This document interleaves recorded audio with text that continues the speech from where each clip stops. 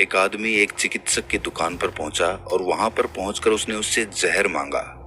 चिकित्सक ने सोचा कि कहीं ये आदमी आत्महत्या ना कर ले, इसीलिए उसने एक शीशी में रंगदार पानी भरकर और उसे अच्छी तरह से पैक करके उसे दे दिया।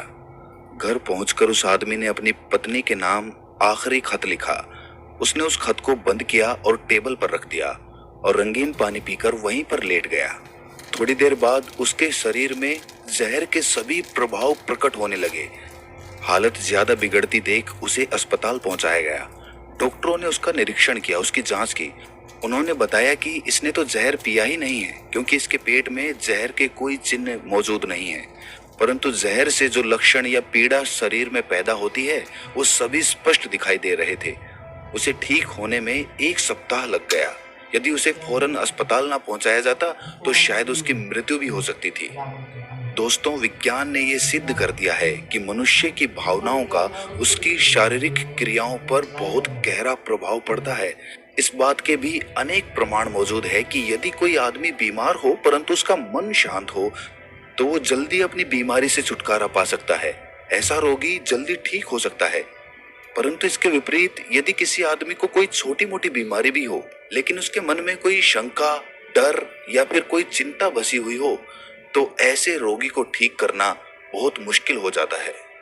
आपको ये बात कभी नहीं भूलनी चाहिए कि खून की गति और हमारे शारीरिक स्वास्थ्य में सीधा संबंध होता है।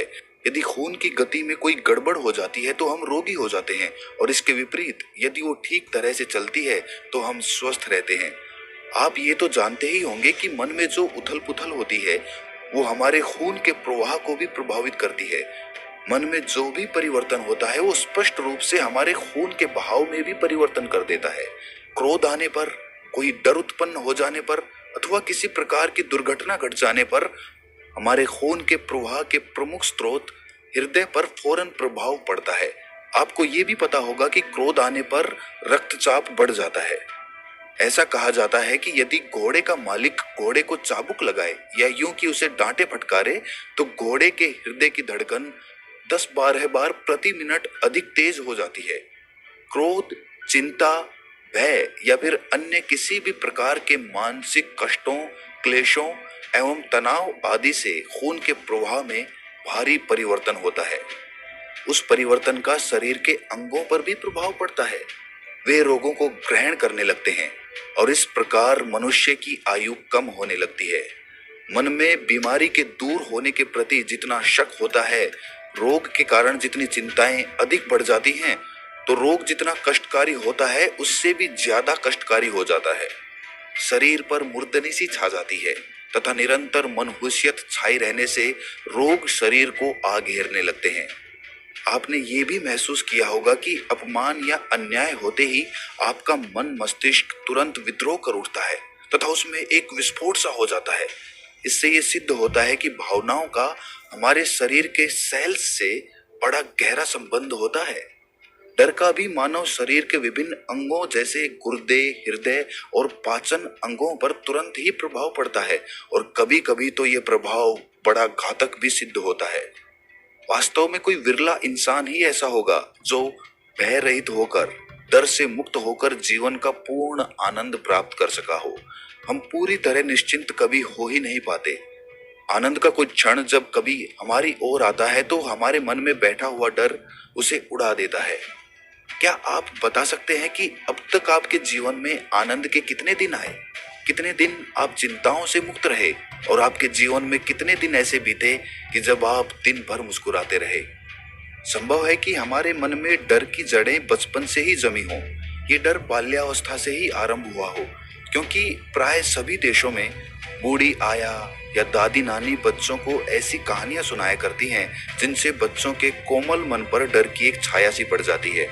परियों, भूत प्रेतों और राक्षस आदि की कथाओं से डर बच्चों के मन में अपनी जड़ें जमा लेता है, और बचपन से ही हमारे मन में बैठा हुआ ये डर कार्य के आरंभ में, कार्य के बीच में और सफलता के निकट पहुंचने तक हमें सताता रहता है। बचपन में हम किसी परछाई को देखकर डर जाते थे।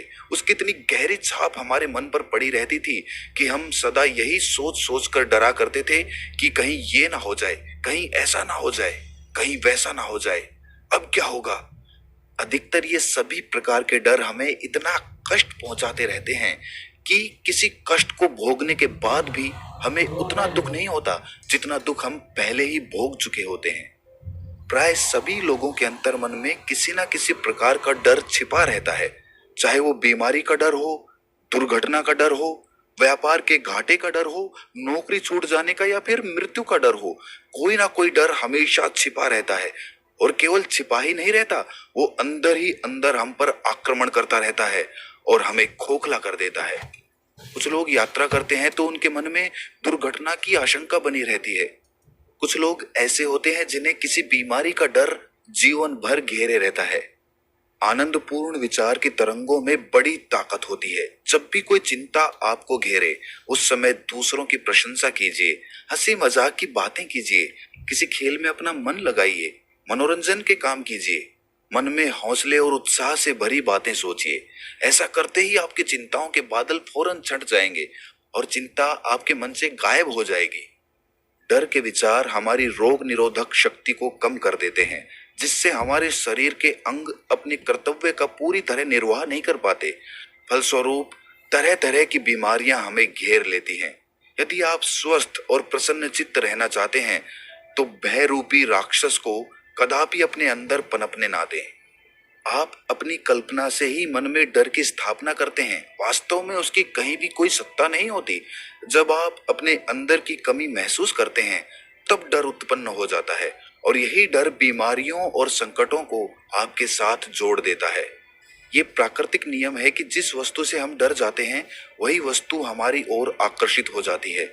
आपने बहुत से लोगों को ये कहते सुना होगा कि मुझे डर है कि ये काम नहीं बनेगा। कोई कहता है कि मुझे डर है कि कहीं मेरा बिजनेस चौपट ना हो जाए, और इसी तरह हर आदमी किसी ना किसी डर से ग्रस्त रहता है। याद रखना, जितनी बार भी हम अपने मुंह से अपने डर को स्वीकार करते हैं, हमारा मन उतना ही नकारात्मक होता जाता है, उसकी ऊर्जा उतनी ही कम होती जाती है। और इसीलिए जिस चीज से हम डरते हैं, जिस वस्तु से हम डरते हैं, हमारे जीवन में वही घटित होती है। एक किसान जानता है कि जिन गायों को मक्खियां या मच्छर तंग करते हैं वे ना तो पूरा दूध ही देती हैं और ना ही सही ढंग से दूध देती हैं। जिन गायों को मक्खियों और मच्छरों से बचाकर रखा जाता है वे खुशी खुशी पूरा दूध देती हैं। इसी प्रकार मस्तिष्क के जिन सेल्स को चिंता ने सता रखा है वे अपना कार्य किस प्रकार सही ढंग से कर पाएंगे। ये कहा जाता है कि मनुष्य निरंतर जिस वस्तु की कामना या प्रतीक्षा करता रहता है उसे वो प्राप्त कर लेता है, परंतु जब मन चिंता और डर में ही लगा रहेगा तो उसे डर और चिंता ही तो प्राप्त होंगे। डर और चिंता से हमारी नाड़ियों का संतुलन बिगड़ जाता है। जीवन में हम सबको ऐसा अनुभव हुआ होगा कि जब हम किसी कार्य को पूरे उत्साह और दृढ़ निश्चय पूर्वक आरंभ कर देते हैं तो अचानक हमारे मन में शक पैदा होने लगते हैं, हमें अपने ऊपर संदेह होने लगता है। हम अपने आप से पूछने लगते हैं कि क्या ये काम मैं पूरा कर सकूंगा। इस प्रकार का संदेह हमारे दृढ़ निश्चय का केवल एक सिरा पकड़कर हमारी पूरी शक्ति को खत्म कर देता है। आज असंख्य लोग ऐसे हैं जो अद्भुत योग्यता होने पर भी मध्यम कोटि के ही बने रह गए। उन्हें केवल उनके शक ने ही पंगु बना दिया। यदि वो संशय या संदेह उनमें ना होता तो वे भारी सफलता भी प्राप्त करते और महान आदमी भी कहलाते। इसमें कोई संदेह नहीं, परंतु दुख यही है कि उनमें ये विश्वास ही नहीं जम पाया कि उनमें योग्यता है। संदेह या संशय पर विजय तभी पाई जा सकती है जब पूरे संकल्प के साथ ये विश्वास जमा लिया जाए कि मैं ये कार्य कर सकता हूँ, मैं जो कार्य करना चाहता हूँ उसे पूरा करने की शक्ति मुझ में है, मैं उसे कर सकता हूँ और ये कार्य मेरे करने योग्य है। विश्वास राजा है, वो निश्चय पूर्वक जो कुछ कहेगा उसे पूरा करना ही होगा। विश्वास से ही असंभव कार्य भी संभव हो जाते हैं और उन्हें पूर्ण करने में विशेष कठिनाई भी नहीं आती। संदेह या संशय घातक होते हैं, ये हमारे प्रयत्नों की हत्या कर देते हैं। संशय उत्पन्न होते ही हमारे प्रयत्नों पर रोक लग जाती है। जब आप किसी कार्य के संबंध में उसके सब पहलुओं पर विचार करके ये निश्चय कर लेते हैं कि आपको क्या करना है और आप अपना मार्ग भी निर्धारित कर लेते हैं, तब आपको चाहिए कि संशय आपके मन में प्रवेश ना कर सके। कोई भी नकारात्मक विचार आपके मन में ना आने पाए। उससे अपनी योजना को नष्ट मत होने दीजिए। किसी भी काम के लिए कोशिश शुरू करने से पहले ही सब पहलुओं पर सावधानी पूर्वक विचार कर लीजिए और एक बार मन में निश्चय कर लेने पर कि इस कार्य को किस प्रकार करना है, अपना कार्य करते जाइए और निरंतर करते जाइए। जिन लोगों ने अपने मन में संशय को स्थान नहीं दिया, वे ही इतिहास में अपनी अमिट छाप छोड़ गए हैं। प्रत्येक मनुष्य के दो स्वरूप होते हैं, परंतु उसका विश्वास स्वरूप सदा ही छिपा रहता है, क्योंकि वो अपने को छोटा ही समझता रहता है। वो अपने विशाल स्वरूप की कल्पना भी नहीं कर सकता। वे नहीं जानते कि उनके अंदर एक ब्रह्मांड बसा हुआ है, लेकिन अब तक वो प्रकट नहीं हुआ। डर के कारण वो अब तक अंदर ही दबा रहा। एक नौजवान युवक ने एक बहुत बड़े विश्वविद्यालय से स्नातक की उपाधि प्राप्त की। उसके बाद वो नौकरी की खोज में निकल गया। कई महीनों तक उसे नौकरी नहीं मिली और वो निराश हो गया। उसमें स्वाभिमान कूट कूट कर भरा था। पैसे खत्म हो जाने के कारण उसे 2 दिन से खाना भी नहीं मिल पाया था और किराया ना दे पाने के कारण उसके रहने का कमरा भी छूट गया था। वो कई रातें बगीचे में सोकर बिताता रहा, बेंच पर सोता रहा, लाचारी से करवटें बदलता रहा। उसे ये अनुभव होने लगा कि उसके लिए धरती और आकाश सब उलट पलट गए हैं। उसे अपना जीवन व्यर्थ प्रतीत होने लगा। वो नौकरी के लिए जहां भी जाता, नौकरी नहीं मिलती। आखिर निराश होकर उसने नौकरी खोजना ही बंद कर दिया। उसे ऐसा प्रतीत होने लगा कि उसके भविष्य में प्रकाश की एक भी रेखा नहीं बची। उसे इस डर ने जकड़ लिया कि वो निकम्मे और बेकार लोगों की श्रेणी में धकेल दिया गया है। उसके कपड़े फटने लगे थे। अब उसकी वो दशा हो गई थी कि इस वेश में वो किसी के सामने नहीं जा सकता था और कहीं भी वो जाने की कोशिश करता तो उसे धिक्कार कर बाहर निकाल दिया जाता। बहुत कोशिश करने पर उसे एक रद्दी होटल में बर्तन मांजने की नौकरी मिल गई। इससे उसकी रोटी तो जैसे तैसे चलने लगी, परंतु सोने के लिए उसे अब भी बाग में ही सोना पड़ता था। एक रात इसी दुर्दशा में वो बेंच पर लेटा हुआ था कि अचानक उसे एक नई दृष्टि प्राप्त हुई। उसे आकाश में मोटे मोटे आग जैसे लाल अक्षरों में दिखाई दिया, अपने पर विश्वास रखो। उस रात वो सो नहीं सका। बेचैनी से सवेरा होने की प्रतीक्षा करने लगा। सवेरा होते ही उसने अपने मन में ये बात फिर से दोहराई, अपने पर विश्वास रखो। वो उठा और नदी पर गया। वहां जाकर उसने अपने हाथ मुंह धोए, खूब अच्छी तरह दाढ़ी साफ की। अब वो किसी ऑफिस में इंटरव्यू देने के लिए जाता तो लोग उसकी इज्जत करने लगे थे। उसके कपड़े ज्यादा अच्छे नहीं थे, परंतु उसके मुख पर आत्मविश्वास की झलक दिखाई दे रही थी, आशा की एक किरण दिखाई दे रही थी। अब वो चोर नहीं समझा जाता था। वो जो कुछ बोलता उसमें आत्मविश्वास टपकता रहता था और एक दिन उसे बहुत अच्छी नौकरी प्राप्त हुई।